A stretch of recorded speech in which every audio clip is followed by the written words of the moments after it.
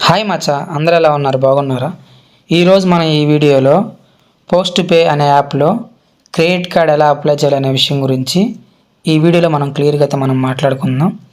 అలానే ఈ క్రెడిట్ కార్డులో మీకు ఇచ్చిన లిమిట్లోంచి మీరు బ్యాంక్ ఎలా ట్రాన్స్ఫర్ చేయాలి, అలానే ఈ క్రెడిట్ కార్డ్ వల్ల మనం లాభాలు నష్టాల గురించి ఈ వీడియోలో మనం మాట్లాడుకుందాం. మీరు కానీ మన ఛానల్ కానీ కొత్త చూస్తుంటే దయచేసి మన ఛానల్ అయితే సబ్స్క్రైబ్ అయితే చేసుకోగలరు.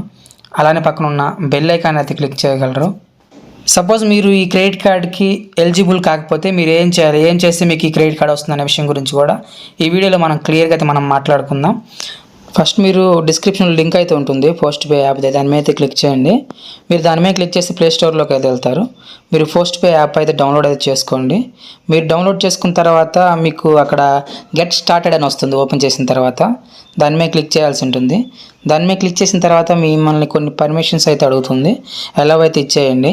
మీరు ఎలా ఇచ్చిన తర్వాత అక్కడ మీరు లాగిన్ అవ్వమంటుంది. సిమ్తో కానీ లేకపోతే వాట్సాప్తో కానీ లాగిన్ అవ్వమంటుంది. నేనైతే నా సిమ్తో అయితే లాగిన్ అయితే అవుతాను. మీరు సిమ్తో కానీ వాట్సాప్ నెంబర్తో కానీ లాగిన్ అయితే అవ్వండి.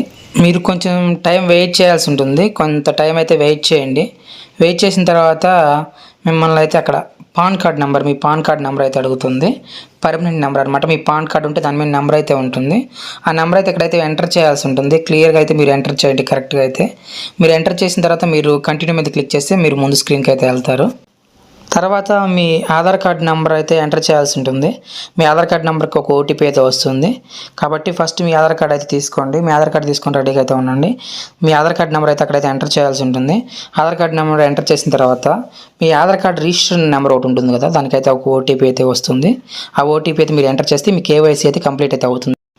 మీరు ఆధార్ కార్డు అలానే ఓటీపీ ఇచ్చిన తర్వాత మీ కేవైసీ అయితే కంప్లీట్ అయితే అవుతుంది. అక్కడ ఎలా అయితే ఇవ్వమంటుంది, ఒకసారి ఎలా అయితే ఇవ్వండి. పైన అయితే మీరు అయితే చదవచ్చు. మీ డేటా అయితే తీసుకుంటుంది, ఈ ఆధార్ డేటా అయితే తీసుకుంటుంది. అది చదివి ఎలా అయితే ఇచ్చేయండి. ఎలా ఇచ్చిన తర్వాత స్క్రీన్ మీద చూపించిన ఈ విధంగా అయితే వస్తుంది. సక్సెస్ఫుల్లీ వెరిఫైడ్ అని పడుతుంది. తర్వాత మిమ్మల్ని ఒక సెల్ఫీ అయితే అడుగుతుంది. మీరు కరెక్ట్గా ఒక సెల్ఫీ అయితే ఇవ్వండి. అంటే కరెక్ట్ పొజిషన్లో పెట్టి ఒక సెల్ఫీ అయితే ఇవ్వండి. అక్కడ సర్కిల్ అయితే వస్తుంది. ఆ సర్కిల్ పొజిషన్లో పెట్టి మీరు సెల్ఫీ అయితే ఇవ్వాల్సి ఉంటుంది. తర్వాత సెల్ఫీ అయితే వెరిఫై అయితే అవుతుంది. మీరు సెల్ఫీ అప్లోడ్ చేసిన తర్వాత కొంత టైం అయితే వెయిట్ చేయండి.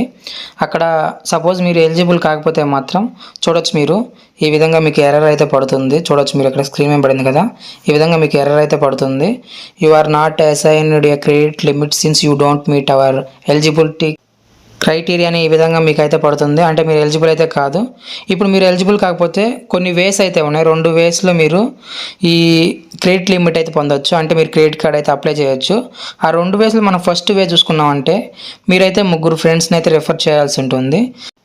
చూడొచ్చు మీరు 3 ఫ్రెండ్స్ని రెఫర్ చేస్తే వాళ్ళు మీకు క్రెడిట్ లిమిట్ అయితే ఇస్తారు. తర్వాత మీరు క్రెడిట్ కార్డ్ అయితే అప్లై అయితే చేసుకోవచ్చు. కాబట్టి మీరు ఎలిజిబుల్ కాదని మీ స్క్రీన్ మీద పడితే మీరు అప్లై చేసేటప్పుడు మీరు మీ ఫ్రెండ్స్ని ఎవరైనా 3 రెఫర్ చేస్తే మీకైతే వాళ్ళైతే క్రెడిట్ లిమిట్ అయితే ఇస్తారు. ఇది మనం ఫస్ట్ వే అని చెప్పుకోవచ్చు. సపోజ్ మీ క్రెడిట్ లిమిట్ రాకపోతే ఈ విధంగా 3 ఫ్రెండ్స్ని రెఫర్ చేస్తే మీ క్రెడిట్ లిమిట్ అయితే వస్తుంది.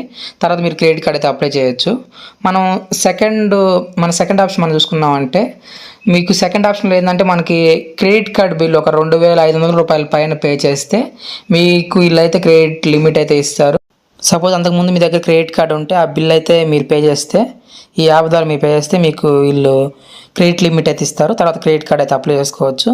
సపోజ్ క్రెడిట్ కార్డ్ మీ ఫ్యామిలీ మెంబర్స్ ఎవరిదైనా సరే మీరు పే చేయొచ్చు. బిల్ అయితే పే చేస్తే మీకైతే వీళ్ళు క్రెడిట్ లిమిట్ అయితే ఇస్తారు. తర్వాత మనం మళ్ళీ క్రెడిట్ కార్డ్ అయితే అప్లై చేసుకోవచ్చు. ఆ క్రెడిట్ లిమిట్ కూడా మనం యూజ్ చేసుకోవచ్చు. సపోజ్ మీరు ఎలిజిబుల్ కాదని స్క్రీన్ మీద వస్తే మాత్రం మీరు ఈ 2 విధాలుగా ట్రై చేయొచ్చు. ఒకటి రెఫర్ చేయటం, రెండోది క్రెడిట్ కార్డ్ బిల్ పే చేయటం. సపోజ్ మీరు ఎలిజిబుల్ అయితే మాత్రం స్క్రీన్ మీద చూపించాను కదా, ఈ విధంగా అయితే పడుతుంది. 0 కాస్ట్ క్రెడిట్ ఫర్ 30 days. అలానే shop anywhere in store or online. అలానే మనకి 5% దాకా క్యాష్ బ్యాక్ వస్తుందని పడుతుంది. సపోజ్ మంత్లీ పేమెంట్ చేయాలి కదా, సపోజ్ పేమెంట్ చేయకపోతే ఈఎంఐ పద్ధతిలో కూడా మీరు పేమెంట్ అయితే చేయొచ్చు. ఇవన్నీ చదివిన తర్వాత అక్కడ కంటిన్యూ ఉంది కదా కింద, దాని మీద అయితే మీరు క్లిక్ చేయాల్సి ఉంటుంది. అక్కడ కంటిన్యూ మీద అయితే మీరైతే క్లిక్ చేయండి. చూడొచ్చు మీరు అక్కడ స్క్రీన్ మీద అక్కడ కనపడుతుంది కదా, కొంచెం సైడ్కి స్వైప్ చేశారంటే మీ కార్డ్ అయితే కనపడుతుంది. ఈ కార్డ్ మీరు ఆఫ్లైన్లో యూజ్ చేయాలనుకుంటే మాత్రం మీరు అప్లై చేయాల్సి ఉంటుంది. ఆన్లైన్లో యూజ్ చేయాలంటే మాత్రం ఆ కార్డ్ డీటెయిల్స్ మీరు ఎక్కడ యూజ్ చేయాలనుకున్నారో అక్కడ ఎంటర్ చేస్తే సరిపోతుంది. మీరు స్వైప్ చేసిన తర్వాత మీకు ఈ విధంగా అయితే కనపడుతుంది. ఈ కనపడే కార్డే మనం ఆన్లైన్లో యూజ్ చేసుకోవచ్చు. మీకు ఫిజికల్ కార్డ్ కావాలనుకుంటే మాత్రం అక్కడ ఆర్డర్ ఎవరో ఫ్రీ పోస్ట్ పెయిడ్ కార్డ్ అని ఉంది కదా, మీరు దాని మీద క్లిక్ చేయాల్సి ఉంటుంది. మీరు దాని మీద క్లిక్ చేసిన తర్వాత మీ అడ్రస్ అయితే అడుగుతుంది, మీ ఫుల్ అడ్రస్ అయితే అడుగుతుంది. అక్కడ మీ ఫుల్ అడ్రస్ డీటెయిల్స్ అయితే ఇవ్వండి. మీ ఫుల్ అడ్రస్ డీటెయిల్స్ ఇచ్చిన తర్వాత మీ కార్డ్ అయితే కొన్ని రోజుల తర్వాత అయితే మీ ఇంటికి అయితే వస్తుంది. తర్వాత మీరు పిన్ అయితే జనరేట్ చేసుకోవాల్సి ఉంటుంది. అలాగే మీ కార్డు షిప్ అయిన తర్వాత మీరైతే ట్రాక్ చేయొచ్చు, మీ కార్డు ఎక్కడ ఉందనే విషయం అయితే మీరైతే ట్రాక్ చేయొచ్చు. మీరు కొన్ని రోజులు వెయిట్ చేశారంటే కన్ఫామ్గా మీ కార్డు అయితే మీ ఇంటికి అయితే వస్తుంది. మీ కార్డు వచ్చిన తర్వాత మీ కార్డుని అయితే మీరు ఆఫ్లైన్ స్టోర్స్లో అయితే స్వైప్ అయితే చేయొచ్చు. అలానే వైఫై ద్వారా పే చేయొచ్చు. మీరు స్వైపింగ్ మిషన్ ఉంటే చాలు, ఎక్కడైనా పే చేయొచ్చు, ఎక్కడైనా యాక్సెప్ట్ అయితే వస్తుంది. ఛార్జెస్ కూడా ఏమి ఉండవు. ఇప్పుడు మనకి ఇచ్చిన లిమిట్ని, క్రెడిట్ లిమిట్ని బ్యాంక్కి ఎలా ట్రాన్స్ఫర్ చేయాలనే విషయం గురించి ఇప్పుడైతే మనం మాట్లాడుకుందాం. మీరు బ్యాంక్కి ట్రాన్స్ఫర్ చేస్తే మీకు కొంచెం ఛార్జ్ అయితే చేస్తారు. ఒక 2% అంటే 100కు ₹2 అయితే తీసుకుంటారు. అంటే మనం ఒక ₹1000 పంపితే ఒక ₹20 అయితే ఛార్జ్ తీసుకుంటారు. అలానే ఒక ₹10,000 పంపితే మనకి ₹200 ఛార్జ్ అయితే తీసుకుంటారు.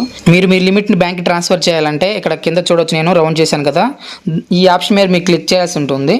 మీరు ఈ ఆప్షన్ మీద క్లిక్ చేసిన తర్వాత అక్కడ మీ బ్యాంక్ అకౌంట్ అయితే సెలెక్ట్ చేసుకోవాల్సి ఉంటుంది. మీ బ్యాంక్ అకౌంట్ అయితే సెలెక్ట్ అయితే చేసుకోండి. మీ బ్యాంక్ అకౌంట్ నెంబర్ అయితే కరెక్ట్గా అయితే ఇవ్వండి. అలానే ఐఎఫ్ఎస్సి కోడ్ అయితే ఉంటుంది, అది కూడా కరెక్ట్గా అయితే ఇవ్వండి. ఇచ్చిన తర్వాత మీ బ్యాంక్ అయితే మనీ అయితే ట్రాన్స్ఫర్ అయితే అయిపోతాయి. మీరు బ్యాంక్కి మనీ ట్రాన్స్ఫర్ చేసేటప్పుడు మాత్రం కన్ఫామ్గా ఇందా చెప్పినట్టు మీకు ఎక్స్ట్రా ఛార్జ్ అయితే తీసుకుంటారు. ₹1000కి ఒక 20, ₹10,000కి ఒక ₹200 ఛార్జ్ అయితే తీసుకుంటారు. ఈ విధంగా ఛార్జ్ అయితే ఉంటుంది. అంటే ₹100కు ₹2 ఛార్జ్ అయితే తీసుకుంటారు. మీకు బ్యాంక్ అయితే మనీ అయితే ట్రాన్స్ఫర్ అయితే అవుతుంది. మీరు నెక్స్ట్ మంత్ అయితే పేమెంట్ అయితే చేయాల్సి ఉంటుంది. సపోజ్ పేమెంట్ చేయకపోతే మీరు ఈఎంఐ పద్ధతిలో అయితే కట్టాల్సి ఉంటుంది, ఒకేసారి మొత్తం పేమెంట్ చేయలేకపోతే. ఇప్పుడు మనం ఈ పోస్ట్ పెయిడ్ కార్డు వల్ల మనకు లాభాల నష్టాల గురించి మాట్లాడుకుంటే, ఈ పోస్ట్ పెయిడ్ కార్డు అయితే మనకైతే వాళ్ళు ఏ ఛార్జ్ తీసుకోకుండా, అంటే డెలివరీ ఛార్జ్ కూడా ఉండదు, మీకు ఫ్రీగా అయితే ఇస్తున్నారు. ఫ్రీగా మీకైతే డెలివరీ అయితే చేస్తారు వాళ్ళు. అలానే మనం నెక్స్ట్ లాభం చూసుకున్నామంటే మ్యాక్సిమం వీళ్ళందరికైతే ఇస్తారు. కొంతమందికి ఇవ్వకపోయినా కానీ మీరు ఫ్రెండ్స్ని రిఫర్ చేసినా కానీ, లేకపోతే క్రెడిట్ కార్డు బిల్ పే చేసినా కానీ మీకు ఎంతో కొంత లిమిట్ అయితే ఇస్తారు. కాబట్టి మ్యాక్సిమం అందరికైతే వీళ్ళు అయితే ఇస్తారు. అలాగని దీంట్లో ప్రాసెసింగ్ ఫీజు అలా ఏమి ఉండదు. మీరు కార్డు యూజ్ చేస్తే ఎంత అమౌంట్ ఇచ్చేస్తే నెక్స్ట్ పేమెంట్ అయితే అంతే కట్టాల్సి ఉంటుంది. ఎక్స్ట్రా మనకి ఇంట్రెస్ట్ ఉండదు. అలానే ప్రాసెసింగ్ ఫీజు కూడా ఏమి ఉండదు. మనం ఇప్పుడు నష్టాల గురించి మాట్లాడుకుంటే దీంట్లో మనకి సపోజ్ మనం మంత్లీ పేమెంట్ కరెక్ట్గా కట్టకపోతే మాత్రం మనకు కన్ఫామ్గా కొంత ఎక్స్ట్రా ఛార్జ్ అయితే తీసుకుంటారు. ఇది ఒక నష్టంగా మనం చెప్పుకోవచ్చు. సపోజ్ మనకి 1 డే లేట్ అయినా కానీ వీళ్ళు ఎక్స్ట్రా ఛార్జ్ అయితే చేస్తారు మనకి రీపేమెంట్లో మాత్రం. మనం ఇంకో నష్టం గురించి మాట్లాడుకుంటే చాలామందికి అయితే వీళ్ళు ఫ్రెండ్స్ని రిఫర్ చేస్తే లిమిట్ అయితే ఇస్తామని చెప్తున్నారు. ఇది ఒక స్ట్రాటజీగా మనం చెప్పుకోవచ్చు. చాలామందికి అయితే రావట్లేదు. ఈ ఫ్రెండ్స్ని అయితే రిఫర్ చేయాల్సి ఉంటుంది. మ్యాక్సిమం అందరూ అయితే రిఫర్ అయితే చేయలేరు. కొంతమంది రిఫర్ అయితే చేయగలరు, కొంతమంది అయితే రిఫర్ చేయరు. ఇదైతే నాకు నచ్చలేదు. డైరెక్ట్గా ఎంతో కొంత లిమిట్ ఇస్తే బాగుండని నేనైతే అనుకుంటున్నాను. వీడియో నచ్చితే లైక్ చేయగలరు, అలానే మన ఛానల్ని సబ్స్క్రైబ్ చేసుకోగలరు. Thank you so much for watching. జై హింద్.